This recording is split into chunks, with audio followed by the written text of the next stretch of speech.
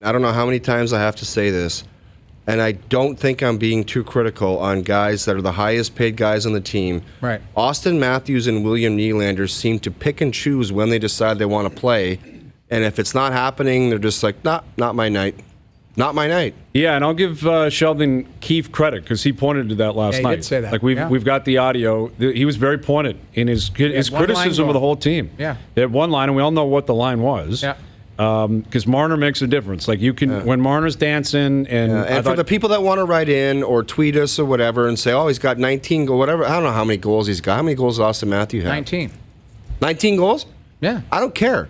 There's so many nights off where it's just a non-factor, non-effort.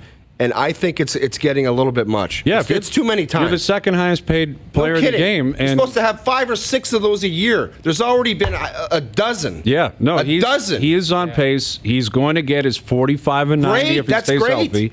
But there's going to be 20 games that you look back on and say, I didn't really notice him play. That's just not good enough to me. That can't happen for an elite player. No, and it's like they both look at each other and say, are you on board with me? This one's not happening tonight. And neither one of them pull through it. Here's what Keefe had to say post-game about the whole team.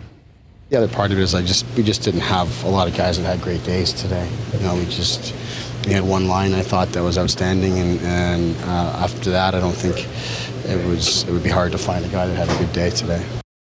Yeah, he's right for the most part. I mean, I'm not sure it was one line only and everyone else had a poor game. I thought Mikheyev had some jump at times. I thought there were a couple of other guys, but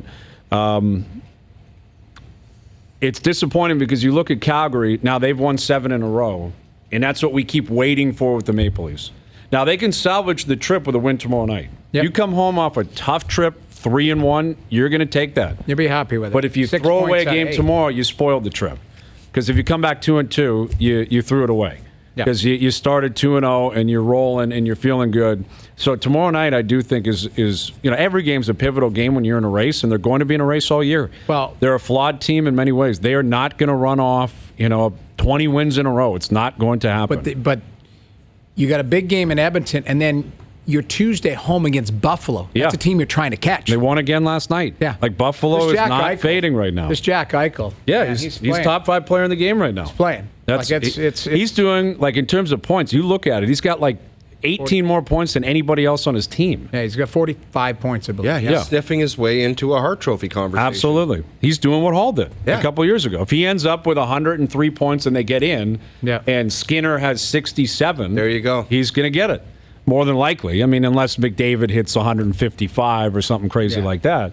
But that's where we're going, and that's the company Matthews is in, but it's on him to do that. It's on him to be consistent. McDavid's showing up tomorrow night. Like, if he doesn't, you're shocked. If Matthews doesn't, you're like, nah, I'm not that surprised. That's a good point. Because that's what he does kind of whenever he wants, and who knows? That's right. It's starting to become a problem where I'm disappointed.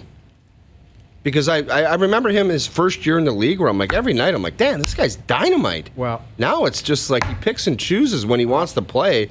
It's like, you're better than that. Don't piss it away. I saw one thing last night that I was pleasantly, not surprised, but I saw a glimmer of it. I don't know if you saw it.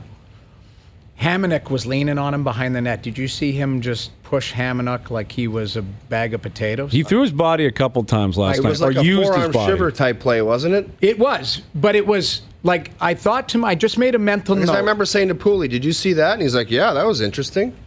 Because we don't see it enough. No. Enough, like, where I thought to myself and made a mental note. Plays like that, he can do more to show how strong he is. Because Hamonic's not a tiny guy.